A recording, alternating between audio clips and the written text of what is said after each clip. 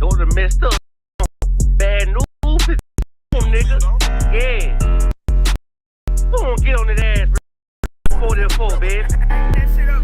They said you gon' represent, I said of course. Soon as they crack it, I read that bitch like a horse. Yeah, about to go dumb, yeah, bitch, me a whole car. Yeah, you know they call me Obi-Wan. I can fart. You gon' ride, yeah, of course. Get it lit up like torch. You either low or this Lord. So that bitch is either or. Yeah, I nigga ain't cut like that, I swear upon. Wait up, let me make a call right quick. I'ma start another war. I was hurt, don't care about anymore. I need a before I took a Zach, watch the dark. Matter of fact, like a big problem, let them come. But snatch they soul like Shang Shop. Nervous, keep them tools like it's all free. To the safe, throw that one up like over. I'm that nigga, ain't no debate. Told them boys we taking, call them up like set the date. This shit a piece of cake. Yeah, my bitches came from Whole Foods. Told them put on that top, in my house shoes. Don't make excuses, make moves. These niggas are get on, you gon' represent. I said of course. Soon as they crank that beat, I ride that business like a horse. Yeah, bitch, me a whole car. You ain't no horse. Get it lit up like a torch. You even low on this Lord. Told that bitch is either. Yeah, I ain't cut like that. I swear I'm to our core. Yeah, I'ma start another war. Spit a play up with my niggas. Get ain't locked in with the count and with the speak for. Took the floor. Ain't no cowards in my camp. They can't stop the campaign. Tell them bring the champagne. They know I'm a champion. They can see the outbag. Got him tied down there. He came through with them steppers. Niggas been down since day one. We run up the bands, bitch like Dylan. Say you get on, you gon' represent. I said of course. They crank that beat, I read that bitches like a horse. Dumb, yeah, bitch, we a heart. You ain't know they call Obi-Wan. I come with the force. You gon' ride hard. Get it lit up like a torch. Either low or told that bitches either. Told you niggas you ain't cut like that. I strapped my car. And I just made it. We gon' start another war.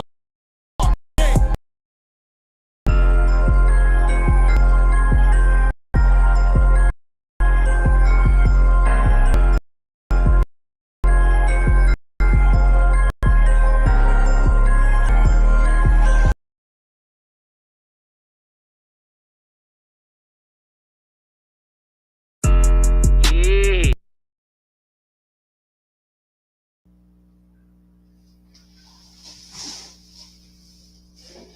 Hey, Shalom Israel.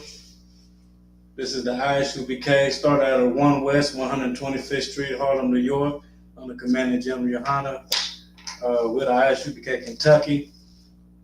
And this is the Wednesday night law class. Get up for class. All right, so we all know Monday was that trade of Martin Luther King day or whatever it was, right? You know what I'm saying? So tonight's topic,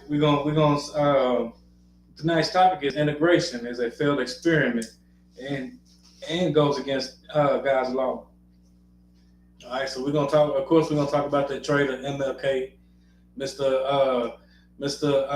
White Hooker Orgy himself. You know what I'm saying? Mr. Call Me a Nigga Tonight himself, Martin Luther King. We're gonna talk about him. You know what I'm saying? We also gonna get into the integration. And then who benefited from integration, and should we go back to segregation? You understand? And then we're gonna talk about, of course, we got scriptures to back everything up. We're gonna go into what the Bible says about integration. All right. So first and foremost, let's talk about this traitor Martin Luther King. You know what I'm saying? Who tricked us into integration. You know what I'm saying? Because before we integrated, we had our own everything. Right. You know what I'm saying? Due to segregation in the South, you know what I'm saying? Right. We couldn't go to white establishments, so we had to have our own everything. Right. You know what I'm saying? We had our own restaurants, newspapers, businesses, hospitals, baseball league, basketball league, theaters, clubs, schools, etc. You know what I'm saying? We had our own everything. Whatever we needed, we had. You understand? Right. Everything. We didn't need to go to anybody's establishments because we had our own. You understand? And with having our own, that helped build a little wealth inside the black community. Right. You know what I'm saying? Because black dollars is going to black people. You know what I'm saying? But with when we let this trader MLK talk us into integration, now all of our dollars go outside of the black community. Right. You understand? All of our I think what a dollar lasts 10 seconds in the black community. That's a lot. I was getting to see a few seconds. I mean, probably less than that. You know what I'm saying? Like the black dollar doesn't last too long in the black community because every dollar goes outside the black community. You understand? All these businesses and hospitals, newspapers, and everything I just named, they was all black owned and in black communities. Right. You understand? We had no political representation, especially in the South. Hell, even MLK graduated from a historically black college. You understand? Yeah. And they'll call it historical black colleges because, you know what I'm saying, they ain't been no new ones since. And then ever since integration, you know what I'm saying, the black colleges, I mean, they barely stay afloat. They had to let other races into the black. I might get into a little article about that later. But, you know what I'm saying, like black colleges, but because of discrimination, really his lust for white women, you know what I'm saying, we let this trader MLK trick us into wanting to integrate. Right. You understand? I mean, during that same time, another was being discriminated against was Chinese people. They was being discriminated against too. You understand? But they decided, hey, we're not going to integrate. We're going to stay separated. You understand? And now it's Chinatowns in every major city across America. You never hear anything about an Asian vote, you know what I'm saying, or how Asian holding a political office or any of that. But Right. They got Asian, you know what I'm saying, Chinatowns all over in every major city across America. You know what I'm saying? If we would have stayed separated, we'd have our own Negro towns across America. Right. You understand? We were starting to build them during segregation. They was getting built. They was prospering. They was doing their thing. You know what I'm saying?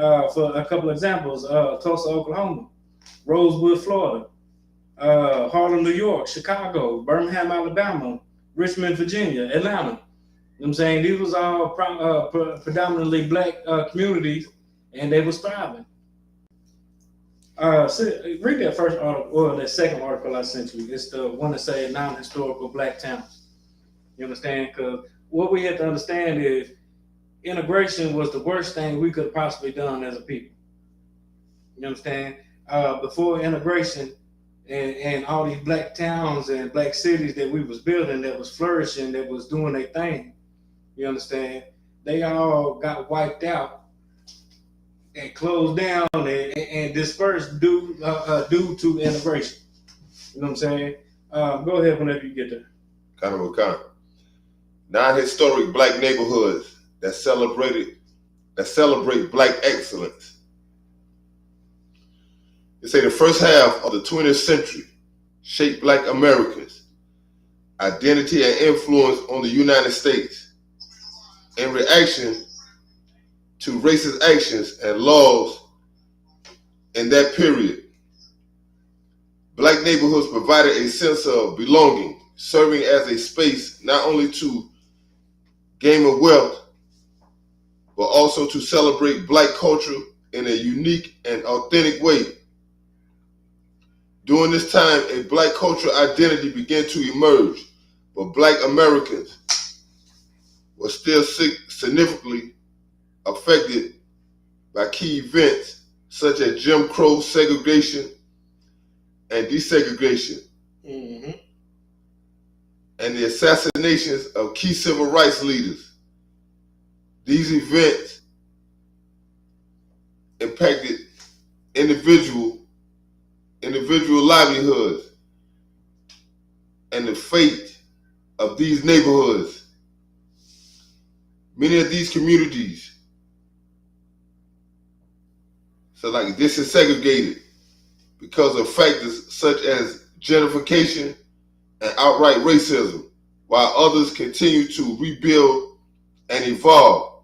However, the history of these neighborhoods have often been hidden and fully recognized as a way of honoring Black excellence and their full rich history. The National Trust is exploring 9 Black Wall Streets across the country.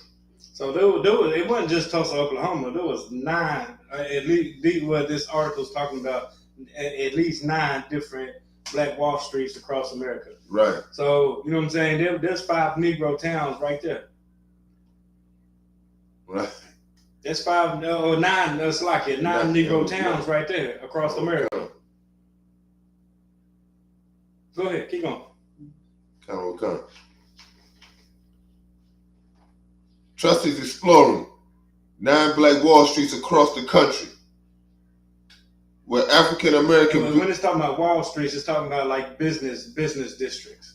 Right. You know what I'm saying? A place where Black people own businesses, started businesses. You know what I'm saying? A business district. Go ahead. Come.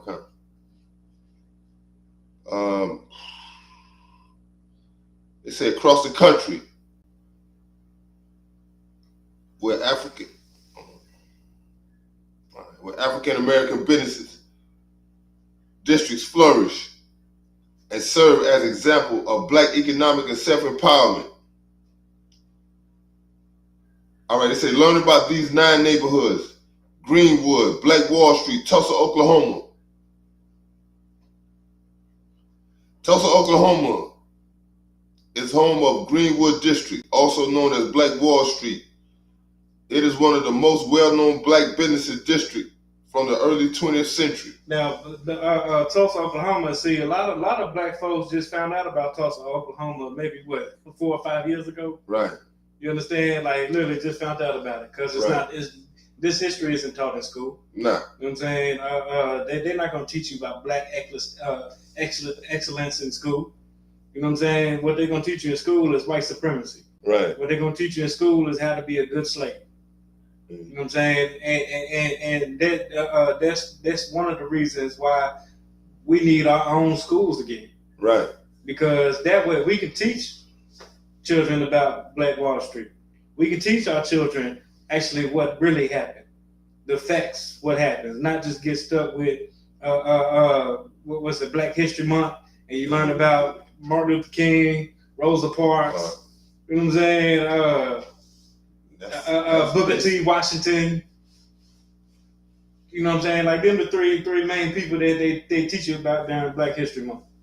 You know what I'm saying? When it's tons of other people that could be talked about. Yeah.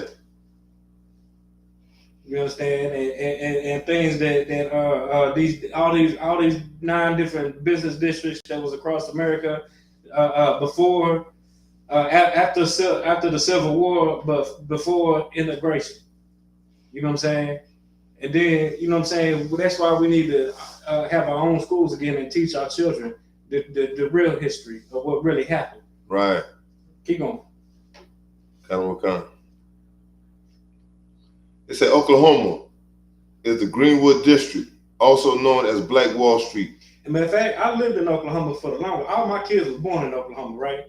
Wow. And you know what? They don't even teach that in Oklahoma school systems. Wow. That's crazy. They don't. They'll teach you about the Oklahoma City bombing. They teach you about that.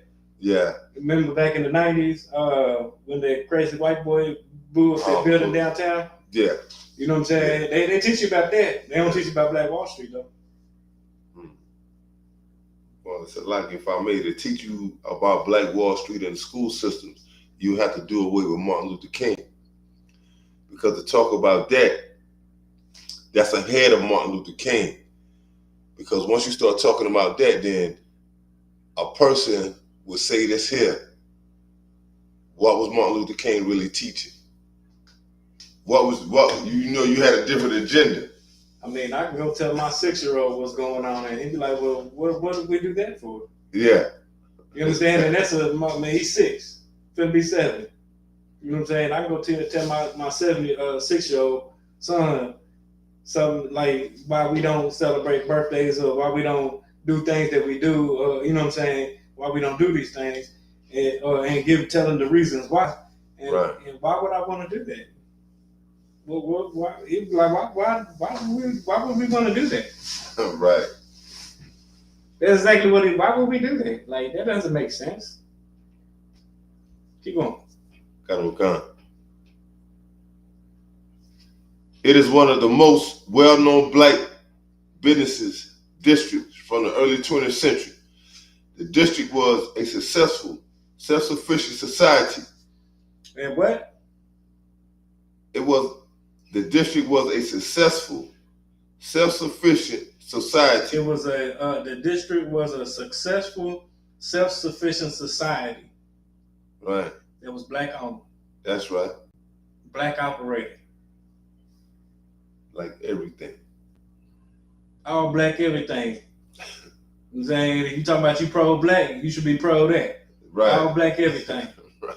Can't be pro-black and you know what I'm saying, still want a dash of white. You know what I'm saying? You ain't no better than Martin Luther King. Right. Or Jim Mike. You know what I'm saying? And it's Michael King. I ain't even gonna call him Martin no more. We're gonna call him by his real name, Michael. Or Jim Mike. Yeah. Keep going. Kind of. Hey, I can't even see. Self-sufficient society where clusters of black businesses thrive. The district was a successful, self-sufficient society where clusters of black businesses thrived. Where clusters of black businesses thrive. This is 1921. Mm. You know what I'm saying? Black Wall Street was 1921 before the devil went in and destroyed it and dropped bombs out of the sky. You know that one song, they dropped a bomb on me. Yeah. Baby. Who sang that? I want to say it's the Gap Band. Whatever band that sang that. That's what they was talking about. That's what they was talking when they talking about drop the bomb on me. That's what they was talking about. They from up there too. Yeah. That's what they was talking about. Yeah. You know what I'm saying? But the point is, this was in the early 20th century, 1921. You know what I'm saying? 1920, 1921, where a cluster of black businesses thrived. Yeah. You understand? But guess what? Just like all the other businesses with integration, well, this one failed because of you know what I'm saying, the devil woman, just like a lot of these devil ass white women, lied on a black boy, said that he raped in an elevator or something like that. Raped in the elevator. So they went in and destroyed and killing tons of people, dropped the bombs out the sky. Yeah. All that. They lied in school and said there was no bombs dropped on American soil. I mean, there was grenades, but that's the same difference. You know what I'm saying? If you dropping grenades out of you know what I'm saying, helicopters and blowing things up, you dropping bombs. Right. Keep going. Kind of. It said Black Americans created their own community. Black Americans created their own community and economy. You know what I'm saying? Grew their own communities and economies. You know what I'm saying? Much like the Chinatown. Right. In every major city across America. You know what I'm saying? We had our own communities and economies. You know what I'm saying? Keep going. Kind of. Which included a newspaper, grocery stores, barbershops, doctor offices, schools, and more. You understand? Like literally, we had our own everything. Matter of fact, I think that black newspaper is still in Tulsa, Oklahoma too. Mm. They got a black newspaper in Oklahoma City too. It's on the east side on Kelly Boulevard or something like that. You know what I'm saying? But it's a very, very small newspaper now, and barely nobody reads it. I think they print every. It's one day a week. It was either Thursday. I think it was Thursday, Wednesday or Thursday that they put the paper out. But it was only one day a week. I'm saying back then, it's, you know what I'm saying, they was a thriving newspaper. Right. Getting read by every black person in the town. 7 days a week. Keep going. Come. The area was black utopia with a population of about 10,000 people at the time, until mobs of armed white resistance descended on the community, burning it down. Businesses looting homes and attacking African Americans on May 31st, 1921. The massacre killed hundreds of black residents and thousands of houses were destroyed. Reconstruction of the district took place in 1922 when around 80 businesses were open, but by the end of the 1950s, many of them closed due to desegregation. You understand? So these businesses closed because Martin Luther King wanted to integrate us. Right. Integration is why these businesses closed. Keep going. Come. It says African American Cultural Heritage Action Fund. Recipient historic. Vernon Chapel AME Church was one of the few buildings that was left barely standing. Names of the survivors who rebuilt the church are inscribed on the stained glass windows. And $150,000 grant, the largest award this year, will help fund the church windows stabilization project. It's a Haiti District, Durham, North Carolina. I think that's Haiti. Haiti District, Durham, North Carolina. Say the Haiti District. Oh, hey, speaking of Durham, North Carolina, shout out, what's it? 54. The 54th annual Passover. Lord's Passover in Raleigh, North Carolina. You know what I'm saying? Was it March 1st? No, it's April 1st. April 1st in Raleigh, North Carolina.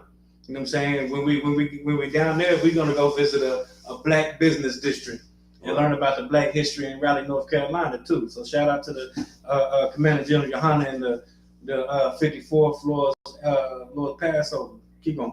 Come. It's the Haiti District, also known as the Black Capital of the South. The Black Capital of the South.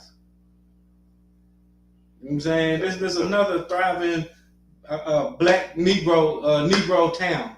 Right. Keep going. It said among black leaders in Durham, North Carolina, became a successful black community. Soon after, African Americans migrated to the city to work in tobacco factories in the local area of Fayetteville Road. The land where neighborhood emerged were initially owned by white merchants, but was eventually purchased with capital that black residents earned over time. So this business district at first was owned by white people. Right. And then the Negroes that was in that area bought the white people out.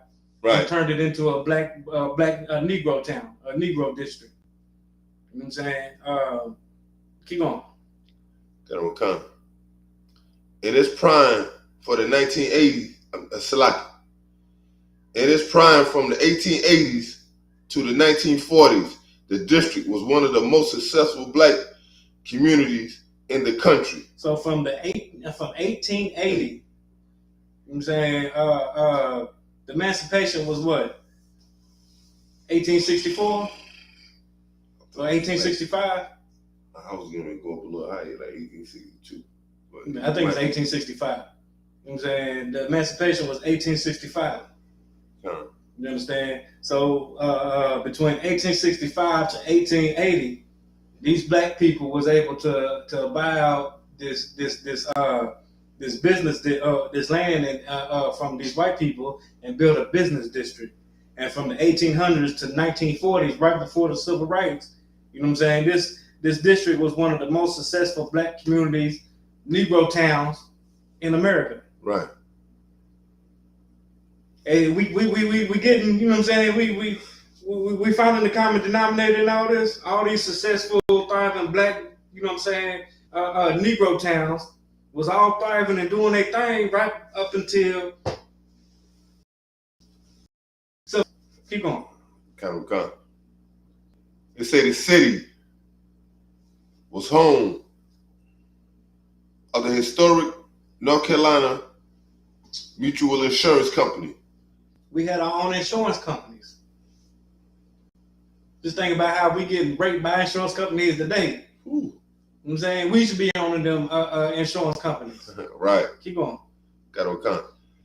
They say Lincoln Hospital as well. Lincoln Hospital. We had our own goddamn hospital. Keep going. Got on count. As well as over 200 other black-owned businesses. Over 200 black-owned businesses. Yeah. If that ain't a Negro town. Right. 200 black-owned businesses.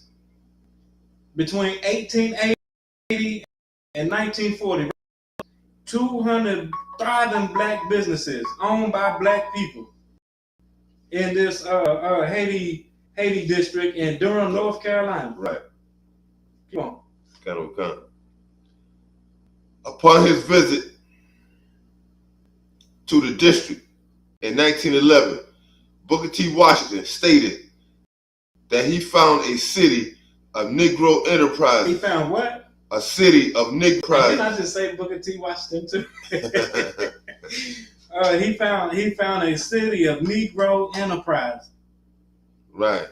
You know what I'm saying? That's that 200 the insurance company, the hospital, and 200 other black-owned businesses. Right. Keep going. Got on count. Whose citizens were shining examples of what a colored man may become. So in this town, Booker T. Washington came to visit in 1911. Right. 1911. You know what I'm saying? And said he found a city of Negro enterprise whose citizens was a shining example of what colored men can may be. May become. Right. You understand? So what happened between then and now?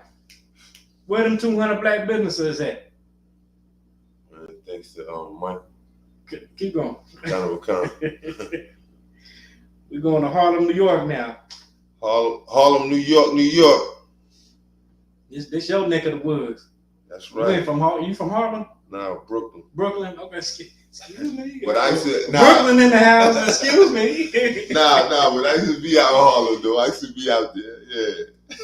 But I like it, though. I mean, Brooklyn also a black city, too, though.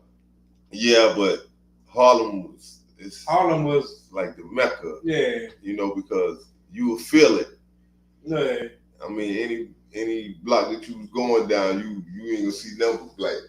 Number black. Like you'll feel it. I mean, you know, like they got them devils, they done migrated, but it was you'll feel it out there. Yeah. You'll feel it. You'll feel it. Give it up for Brooklyn.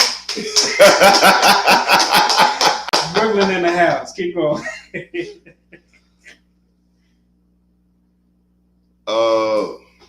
It said Harlem, New York was the quiet essence of black excellence in the 1920s. In the 1920s, again, 1920s. You know what I'm saying? Right after the Civil War and Emancipation Proclamation. You know what I'm saying?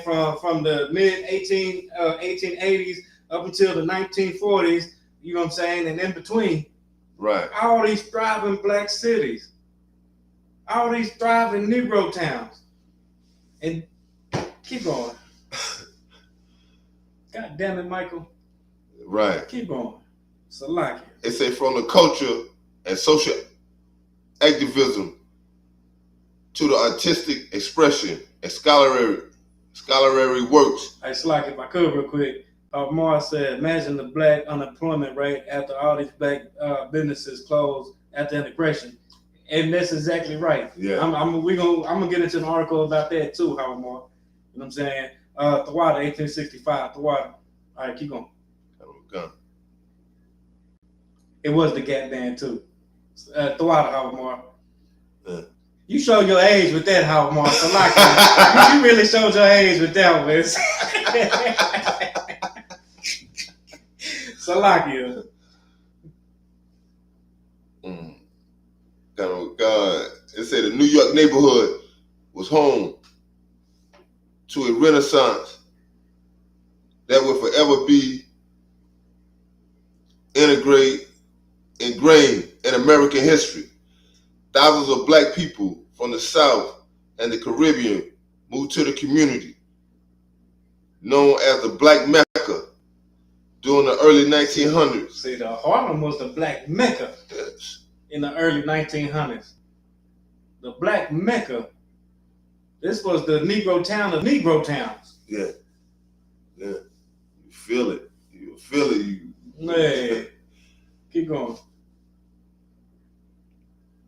Searching for the opportunity and new livelihoods. That time period, specifically the 1920s, became known as the Harlem Renaissance, where many cultural, artistic, and literary figures such as Langston Hughes, W.E.B. Du Bois, Marcus Garvey, Josephine Baker, and more found inspiration and solace in Harlem. Now see, that's what W.E.B. Du Bois, Marcus Garvey, Josephine Baker, and you know what I'm saying? That's at least three names we never hear during Black History Month. You know what I'm saying? If you can look hard enough, you may hear W.E.B. Du Bois. You may hear that name. Yeah. But not really. Yeah. You know what I'm saying? But Marcus Garvey, you never gonna hear that name. Josephine Baker, no. You're not gonna hear that name either. I want to say it just came out with a movie, but they don't even play that movie no more. About who? By Josephine Baker. It was a movie, but was she a singer? Yeah. The Forbidden Fruits? Was that her? It was another movie. It was, but they don't even play this movie no more. Well, I mean, by the end of the class, maybe you can tell me what it is, and I can look it up. Yeah, but they don't even play the movie no more. I'm pretty sure we can still find it though. Yeah, you still find it somewhere. All right, keep going. Come. They say the era birthed art pieces that helped define Black history, and we still recognize to this day. The Great Depression had a particularly devastating impact on Black communities. And when was the Great Depression? What year was that? The Great Depression was... Wasn't that in the 20s or 30s? Somewhere up in there. It was somewhere up in there. I really don't know the exact date. I believe it was the 20s actually. 20s or the 30s. Keep going. That's actually irrelevant though. So even so, the communities, political, social, and economic influence had continued to shape the Black experience through the civil rights movement and up until today. But shit, you really can't tell today because with all the gentrifying and everything like that that's going on in Harlem, Brooklyn, you know what I'm saying? What's the other boroughs out there? It's Harlem, Brooklyn, Bronx. The Bronx. That I heard that's a lot of. It ain't nothing but white people out there now. Staten Island. That was always white people though, wasn't it? Yeah, Staten Island, but you had like a lot. Yeah, Italian, the same thing. Yeah, that's the same thing. Yeah. But the main black boroughs, the main boroughs for Black people was Brooklyn, Harlem, and what was that other one? The Bronx. The Bronx. The Bronx. You know what I'm saying? But from what I understand, the Bronx is full of them. They're full of you got white people now. Not really. They more so downtown Manhattan. They're more so downtown Manhattan because once you had came across 110th Street coming into Harlem, that was like, well, really 110th on back, like going, the numbers go down. They migrated in there, man. And that's in Harlem? Yeah. What about Brooklyn? Brooklyn, you had a lot of, well, today, but back then, Brooklyn was really black. It was really black. You had a lot of blacks and Puerto Ricans. So a lot of Puerto Ricans, they moved out because of you had the people coming in from Guyana, Trinidad, Jamaica. So they kind of moved them out and pushed them all into the Bronx. Right. So now the Bronx look like little Puerto Rico now. Right. Okay. Yeah, the Bronx look like little Puerto Rico. So like I say, from 110th on down in Harlem, you got all them devils down there. Plus you got same people, your Jewish people. They done took over a certain part of Brooklyn. Look, I read a article where this was on Wikipedia. You know what I'm saying? Where after World War II, when the Jewish, the so-called Jewish immigrants, when they came over here, guess where they went to school at? Let's take a wild guess.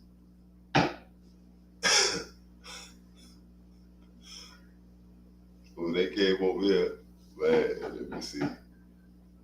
Because by the time I was coming up, they had built their own schools, but you say the immigrants, they had to go to school. Yeah, where you think they went to school at? Historically black colleges. Yeah, because they had to go somewhere before they got established. They went to historically black college. They went to our schools to learn how to oppress and you know what I'm saying, oppress us. Take us, yeah. Yeah, so ain't that a bitch?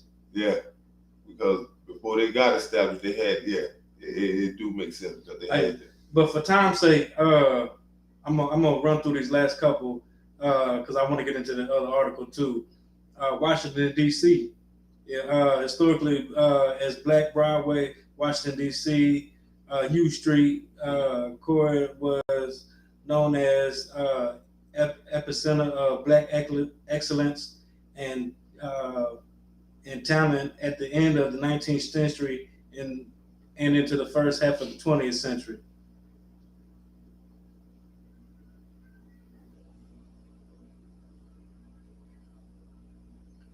Although Black influence had almost disappeared due to desegregation, again, the Black influence almost disappeared due to desegregation and gentrification. The memories and the stories of the historic district will continue to keep significance.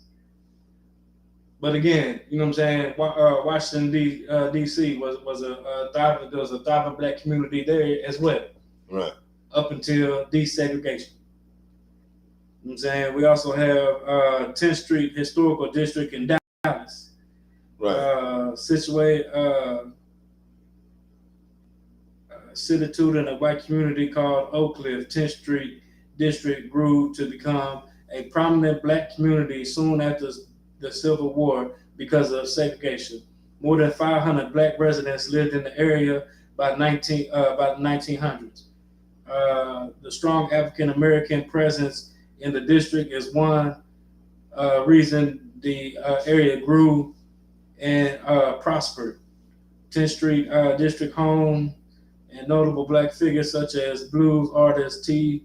Bone Walker and Olympic gold medalist Rayford Johnson.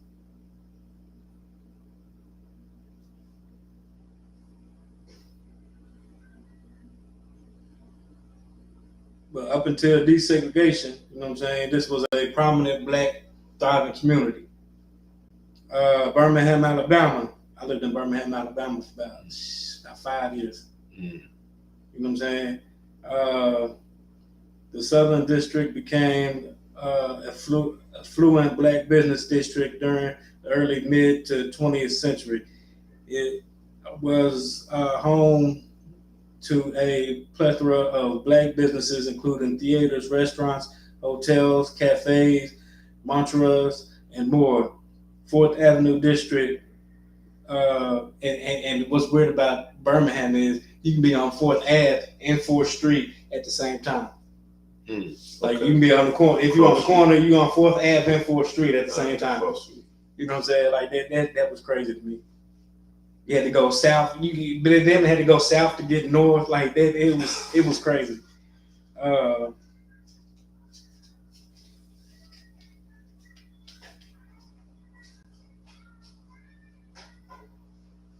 But up until desegregation, Birmingham, Alabama, was a prominent black community as well. Richmond, Virginia. Richmond, Virginia was nicknamed the Harlem of the South. Wow. You feel me? Wow.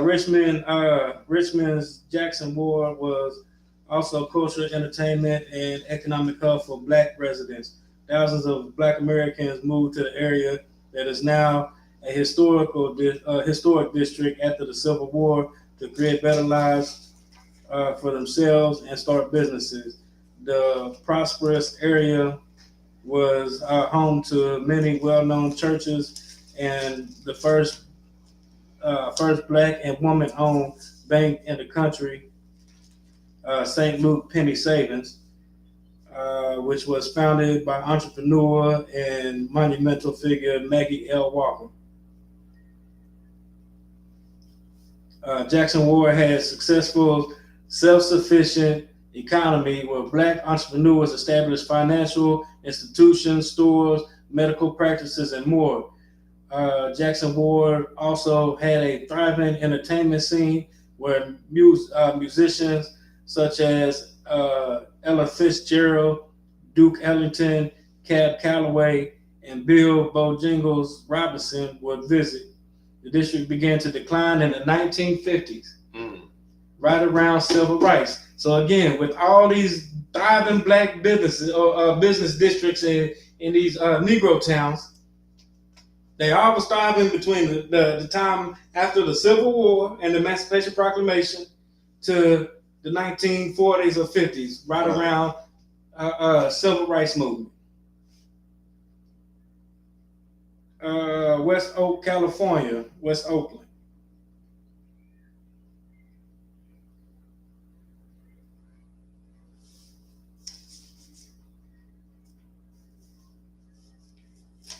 West Oakland had businesses such as Sylvester Sims, Overland Cafe, Slim's, Jerkins Club,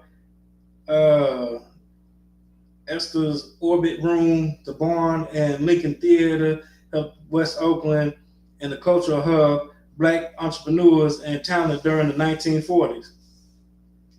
The jazz and blues scene were so prominent in the area that musicians such as Nat King Cole and B.B. King would travel to the clubs to perform, and the West Coast blues sound began to emerge.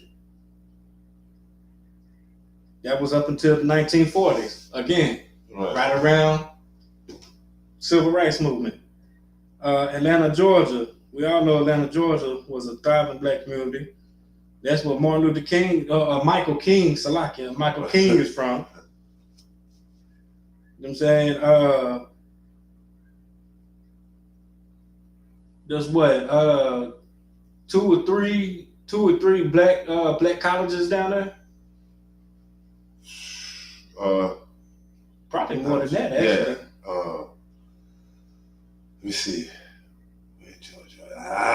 You got like Clark, Spelman,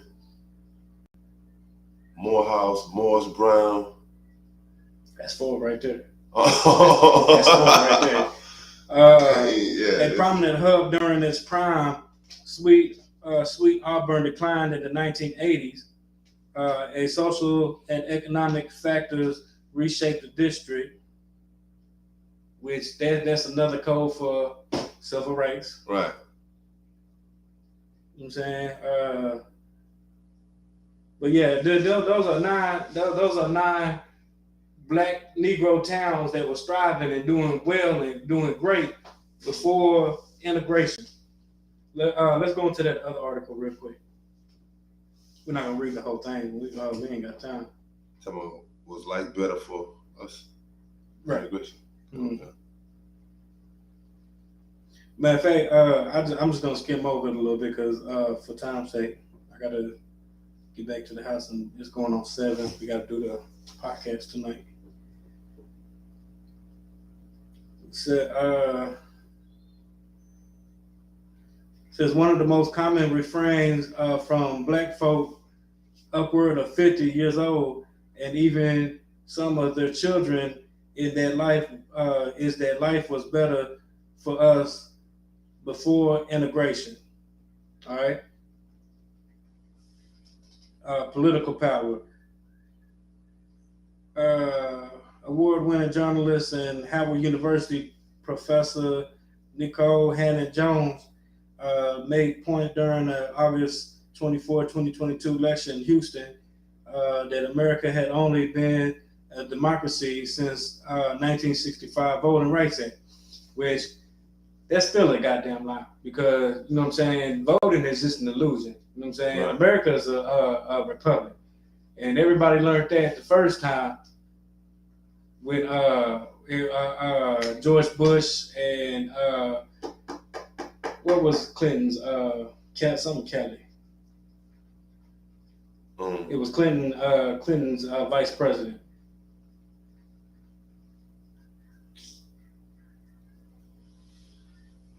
I don't know you're talking about some dude. Last name was Kelly, but Bush and Kelly. You know what I'm saying? When Kelly won the popular vote, but Bush still won the presidency. Right. And then everybody got a rude awakening a couple years ago when Hillary Clinton won the popular vote and Clinton won the president. Trump won the presidency. You know what I'm saying? So even in the Pledge of Allegiance, it says to the republic which it stands. Yeah. So America has never been a democracy. You know what I'm saying? The voting is just an illusion. Right. You understand? But voting power, even with all the black people that we have in office, with the you know what I'm saying, the black vote that they swear that they care about, that all black people got to get out there and vote and we can change some things. You know what I'm saying? Well, goddamn it, we've been waiting since 1965 to change some shit, and nothing has changed at all. Right. You understand? So with political power, with all the people that we have in office and everything like that, nothing still changes for the conditions of black people. We still poor. We still live at the bottom. The drugs still flood our neighborhoods. We're still over police. Mass incarceration, the school to prison pipeline for young black and brown boys. You understand? All these things still affect the black community, and the black middle class that was established right after the civil rights. The Civil War up until civil rights. That black middle class is just gone. With all the black millionaires that we have. You know what I'm saying? They don't spend none of their money with black businesses or black communities or anything like that to reshape or rebuild the black communities. They don't do none of that. You can't. I mean, the people that's giving them the money still got control of them. They tell them what to do. You know, still got the strings on their back.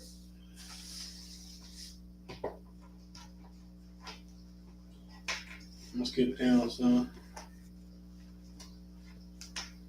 Wealth. You know what I'm saying? So with wealth, check out the numbers. In 1962, before integration, the average wealth of white households was 7 times that of black households. Source www.economics.com. April 6, 2019. In 2016, after integration, the wealth gap widened with the net of a typical white family being $171,000 being nearly 10 times greater than that of black families, which is 17.1K. Source, www.Brookings edu, February 27, 2020. Another study reported that the New York Times, September 18, 2017, showed that for every 100 in wealth a white family has, a black family holds just $5.04. Wow. Not even enough to buy a typical fast food meal. You goddamn right. Hell, not today. You can't even get a Happy Meal for $5 now. You know what I'm saying? Put another way, and from a different study, the average white family is economically worth an astonishing $600,000 more than the average black family. Urban Wire, February 9, 2016. According to one study, without the family car, black wealth would barely exist. So, niggas, you don't even own a car. Like, you have no wealth whatsoever. Yes. We're talking about Americans with, and again, when we was just talking about the 9 different black towns that was establishing economics and wealth and starting these businesses and all these things, they was building wealth. Right. Which all of that was destroyed and cut off after integration. Black households constitute less than 2% of those in the top 1% of the nation's wealth distribution, while whites make up 96% of the nation's big ballers and shot callers. At the other end of the American economic spectrum, white households living near the poverty line. So these talking about your poor white people living near the poverty line typically have about 18K in wealth, while black households in similar economic straits generally have a median wealth of $0. Wow. Yes, I read that right. Another way of looking at it, growth in our wealth realities before and after integration are these very telling and very disheartening numbers. In 1865, the year blacks were emancipated from enslavement, as a people, we control 0.5% of the nation's wealth. In 1990, blacks possessed 1% of the nation's wealth. So from enslavement to the year to 1990, we gained 0.5% of wealth.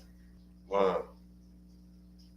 So this means that both before and after integration, the impact of enslavement, 246 years of stolen labor that made the U.S. the wealthiest country in the world and supplied Europe with its wealth, has been and is still being felt.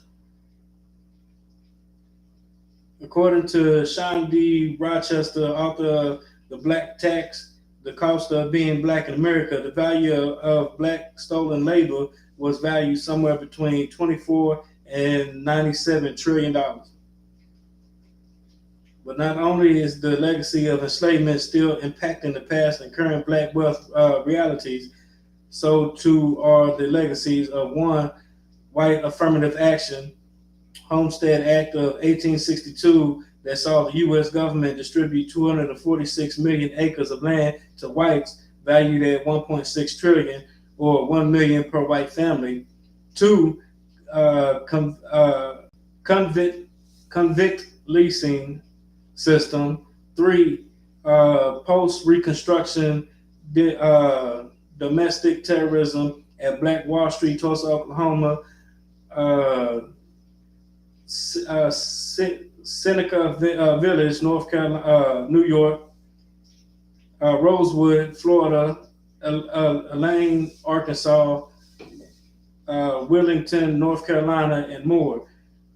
Redlining, federal government-led house discrimination, the unequal distribution of the GI Bill benefits, the stealing of 12 million plus acres of land from black farmers, and modern devaluation of black homes by an average of 48K per home, or 156 billion, etc. With these numbers above and many more not shared, it is difficult to argue that black economically than we were before integration.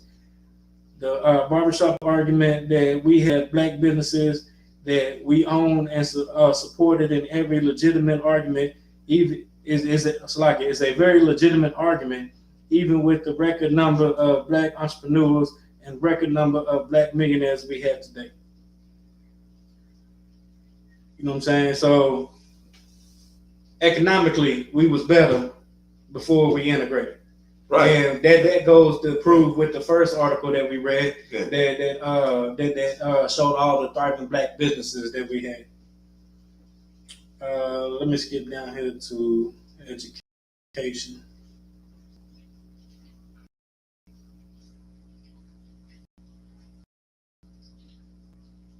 All right, education.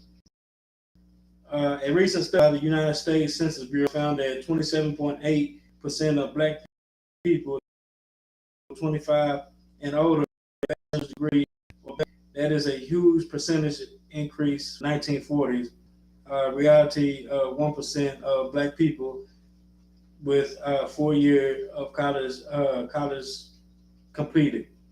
You know what I'm saying? Even with that, most of them numbers, you know what I'm saying, are distorted, because a lot of them are, you know, they say black people, you know what I'm saying, but majority of them was black. And even with them bachelor's degrees, they're not finding jobs in that particular field that they got the degree in. Right. So they're still not earning any wealth.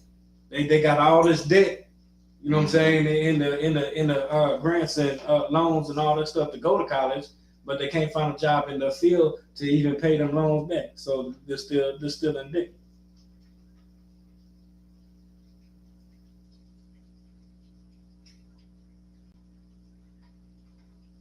Those who believe life was better for blacks in pre-integration years point to the care and dedication black teachers and schools administrators had for the all-black student classroom. After integration, and unintended consequence that a few addressed or drove black teachers and principals and some individuals who celebrated for the commitment to teach your children lost their jobs. So, you know what I'm saying? The teachers, the shapers of the young minds, you know what I'm saying?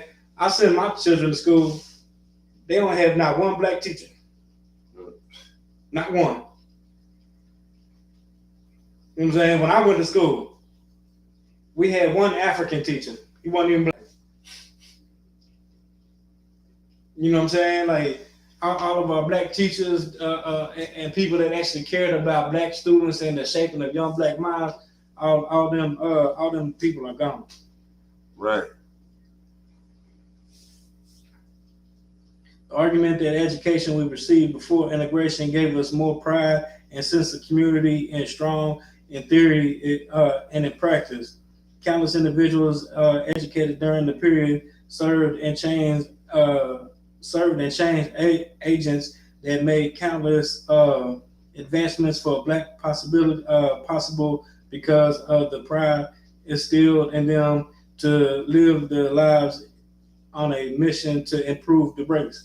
You know what I'm saying? So all these black people that was going to these black schools getting taught by black teachers, you know what I'm saying, they all came back and taught black kids. They all invested into the community. None of that happens today. No. What's that bitch name? Oprah Winfrey. You know she went to TSU? I heard. Oprah Winfrey went to TSU, right? You know what I'm saying? She don't pay no alumni. None to the school. There's nothing for the school. Nothing for the community. She'll take that money and go to Africa with it though. Yeah. But she don't spend none of that money in North Nashville. where she went to school at a black college. P. Diddy, he went to a black, I don't remember what college it was, but he went to a black college. He went to Howard. Right. You know what I'm saying? What does he do for Howard and the black community? He went and did a concert there. Did a concert. Still charged him. And still charged him. Like what does he do for? Concert wasn't free. You know what I'm saying? All these black people that went to all these white colleges, guess what they do? They go back. They pay alumni. Yeah. They support the school. They give money back to the school. Yeah. But none of our rich black people do that. They want to say Kamala Harris went to a black college, but that bitch ain't even black. Yeah, they don't count.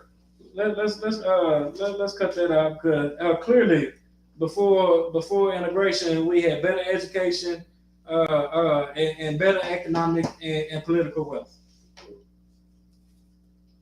Before integration. All right, let's get some of these scriptures. Give me Deuteronomy 7 and 6. We got to go through these pretty quick too. We got 15 minutes.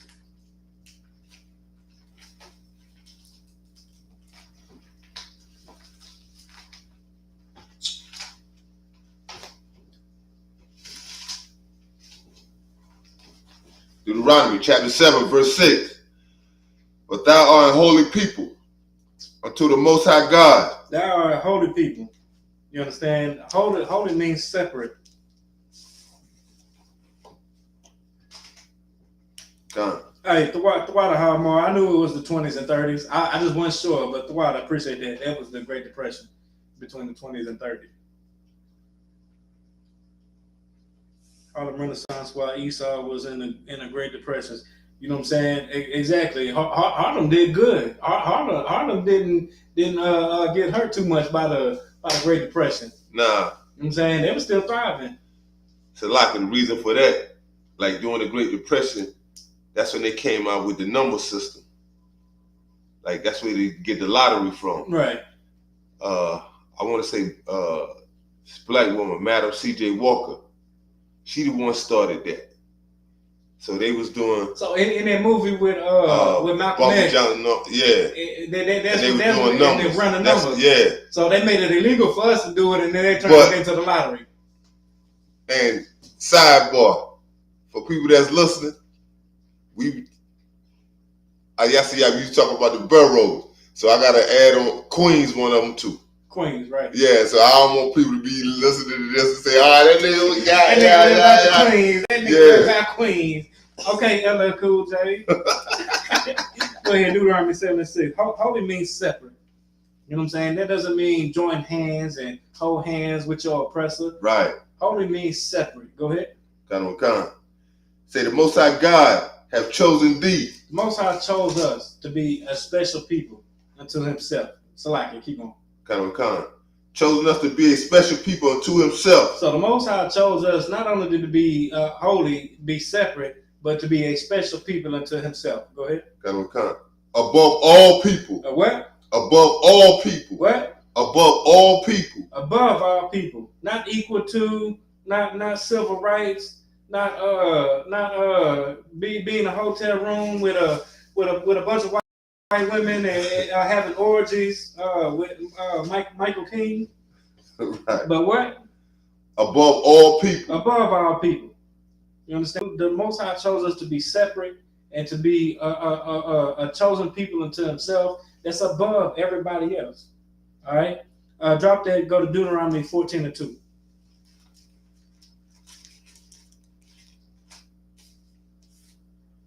Come. Deuteronomy chapter 14, verse 2. Go ahead. For thou art a holy people. Well, there that goes again. Thou art a holy people, a separate people. Keep going. Come. Unto the Most High God. And the Most High have chosen thee to be a peculiar people unto himself. Most High chose us to be a peculiar people to himself. That sounds very possessive. That means he don't want every goddamn body. That's right. Keep going. Come.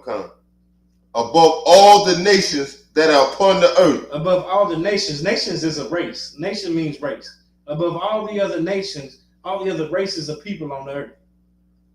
All right, is that the end on that? Come. All right, drop that. Give me Genesis 25 and start at 23.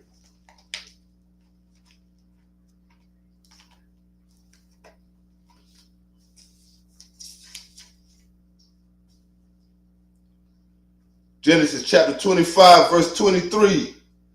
And the Most High said unto her, two nations are in thy... Now this right here is Isaac and Isaac and Rebecca. Come. You understand? And they was there. You know what I'm saying? The Lord came to them and told them that that they was gonna have a. You know what I'm saying? She was barren, right, in her old age. You understand? To give a little context to it, she was barren in her old age, and the Lord came to her and told her that she was gonna be with child. Go ahead. That will come. Genesis 25, 23. And the Most High said unto her, two nations are in thy womb. Now the Most High came and told her that two nations are going to be in that womb. Two nations. Go ahead. Come.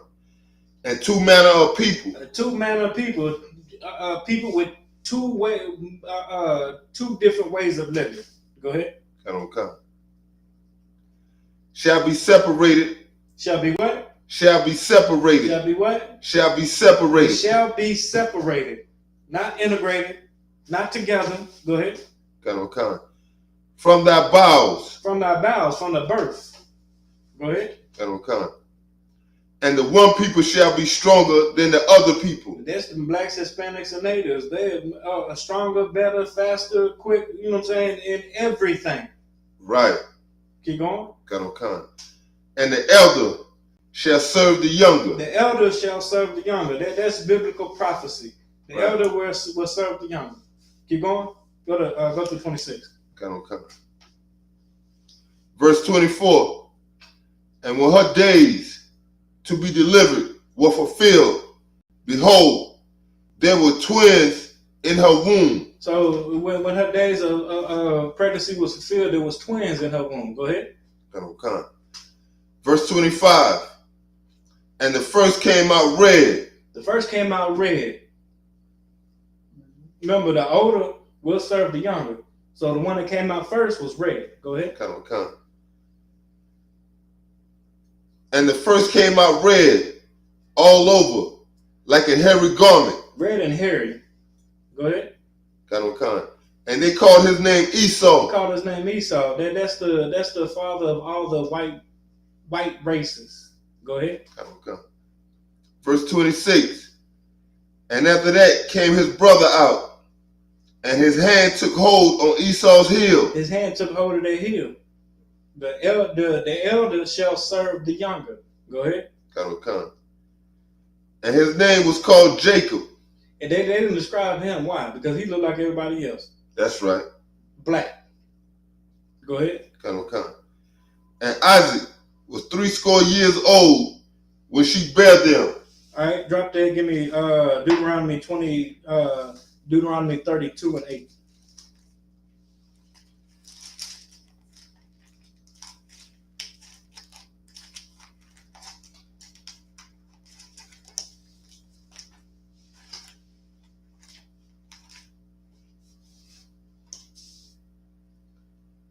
Deuteronomy chapter 32, verse 8. When the Most High divided to the nations. When the Most High did what? When the Most High divided to the nations. Divided the nations. Didn't integrate them. He divided the nations. Go ahead. Come. When the Most High divided to the nations their inheritance. Their inheritance. Hey, if you need me to, I'll just screenshot this and send you the precepts. Okay. When he separated the sons of Adam. When he separated, not integrated, but separated the sons of Adam, because the Most High didn't want everybody to be together. He separated the sons of Adam. Go ahead. Come. He set the bounds of the people according to the number of the children of Israel. All right, drop that. Give me Leviticus 20 and start at 22.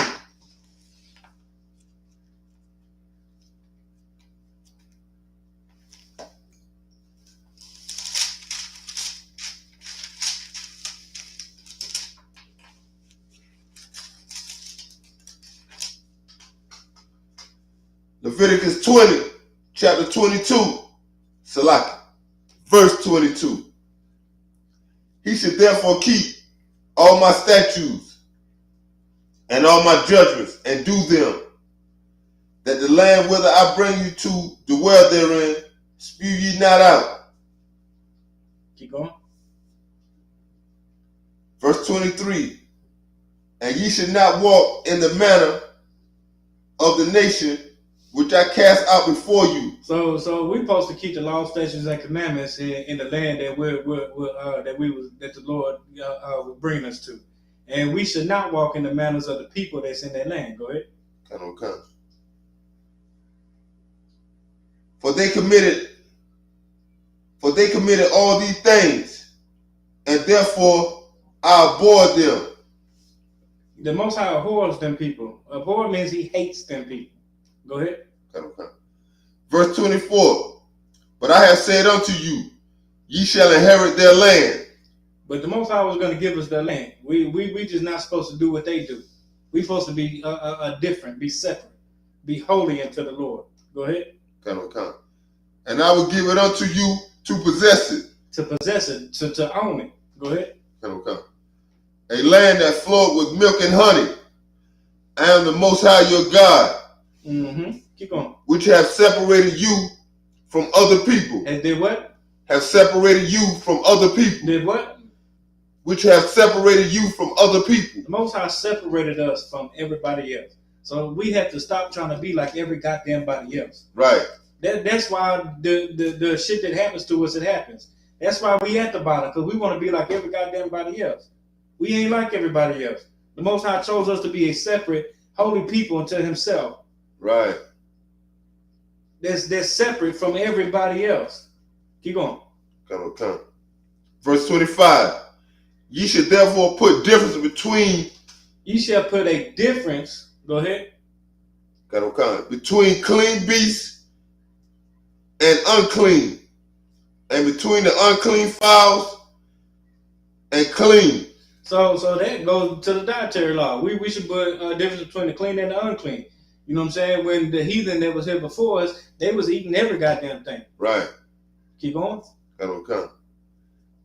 And ye should not make your soul abominable by beasts, or by fowl, or by any manner of flying thing, a living thing that creepeth on the ground, which I have separated from you as unclean. Because the Most High gave us certain things that we could eat and certain things we couldn't eat. Certain things that were clean and certain things that were not clean. You know what I'm saying? We supposed to eat them clean things. That's it. Right. Go ahead. Verse 26. And ye shall be holy. And ye shall be again. And ye shall be holy. Holy means separate. We will be separate. Go ahead. Come. For I am the Lord. For I, the Lord, am holy. We are supposed to be holy because the Lord is holy. Go ahead. Come. And have severed you from other people. And has what? Have severed you from other people. Has severed us from other people. We're not supposed to be like and do the things that these other nations do. Go ahead. Come. That you should be mine. That ye should be mine. All right, drop that. Give me Ecclesiasticus 17 and 17.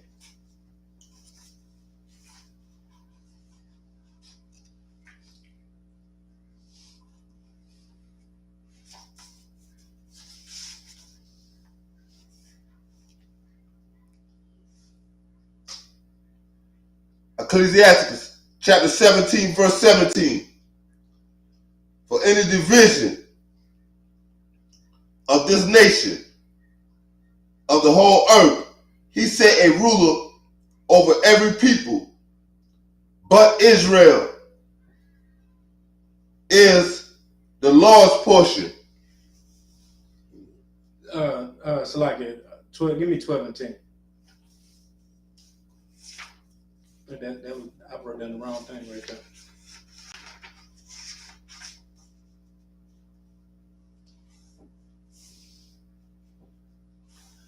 Ecclesiasticus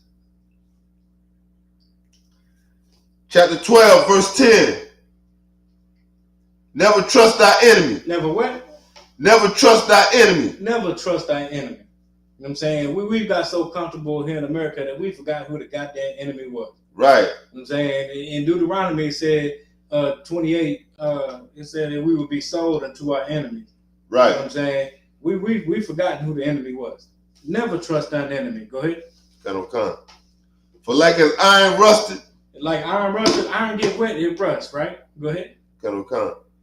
So is his wickedness. So is his wickedness. You know what I'm saying? Like if you get iron wet, it's gonna rust. Right. You know what I'm saying? And just like the enemy is wicked. Go ahead. Verse 11. Though he humble himself. Though he humble himself, you know what I'm saying? We let y'all integrate into society. We'll give you civil rights and supposedly give you civil rights, and we you know what I'm saying? You can live next door to us, and you can go to our schools. Go ahead. Come. And go rout you. Yet take good heed. Yeah, take good heed. Be mindful of that. Go ahead. Come. Remember, he's still your enemy, and you should never trust your enemy. Go ahead. Right. And be aware of him. Be aware of him. You know what I'm saying? If we was aware of who the enemy was, that white boy would have never went into that black church and killed 8 women. Right. That white boy would have never been able to drive up, scout out the whole grocery store, and then the next day come back and shoot it up. Right. It would have never happened. Go ahead. Come. And thou shalt be unto him as if thou hast wiped a looking glass. Read that again. Come. And thou, Salaki, take good heed and beware of him. And thou shalt be unto him as if thou hast wiped a looking glass. If you wipe a looking glass, you know what I'm saying? Like you wipe the glass. You know what I'm saying? When you see, you want to see it clean. Go ahead. Come. And thou shalt know that his rust have not been altogether wiped away. You know what I'm saying? Now when you step out that hot shower and the mirror is steam, you know what I'm saying? You wipe it away. It's not wiped clean. Right. You know what I'm saying? So you should know that his altogether that his rust had been not wiped clean. Verse 12. Set him not by thee. You know what I'm saying? Lest when he hath overthrown thee, he stand up in thy place. You know what I'm saying? So the same way we would integrate and set by this devil, all of our black businesses and towns and everything like that was destroyed because we let this devil next to us. And he now he stand in our place. Neither let him sit in thy right hand, lest he seek to take thy seat. And thou at the last remember my words and be pricked with therewith. You know what I'm saying? So wanting to be next to this devil and wanting to be by him, next to him, and doing everything that he do, that's why we've lost everything that we had. Right. You know what I'm saying? Drop that. Give me Isaiah 14 and 1 and 2. And we're gonna end with that.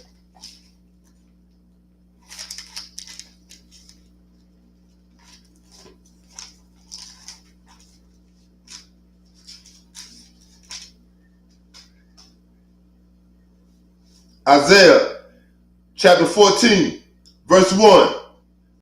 For the Most High will have mercy on Jacob.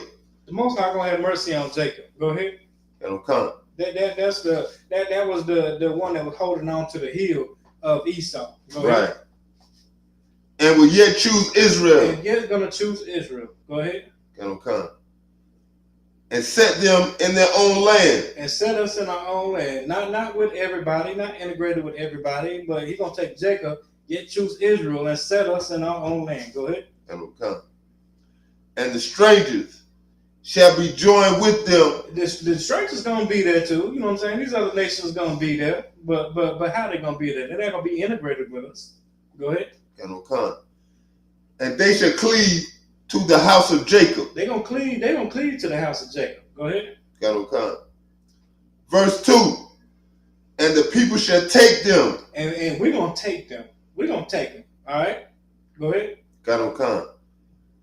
And bring them to their place. So we're gonna take them and bring them to our place. Go ahead. Got no con. And the house of Israel shall possess them in the land of the Most High for servants and handmaids. And they shall take them captives, who captives they were. See, that's what we should be waiting on. That's what we should be wanting. Instead of be trying to integrate it with white society and do what they do, we should wait for the Lord and get our own land. And then that way, these same people that's been oppressing us for the last 600 years, you know what I'm saying? We're gonna take them. We're gonna possess them as they're gonna be our slaves. That's you know what I'm saying? We're gonna take captives who captives we were. You understand? So this failed experiment of integration has done nothing to benefit black or brown people. You know what I'm saying? The definition of insanity is doing the same thing over and over and expecting a different result.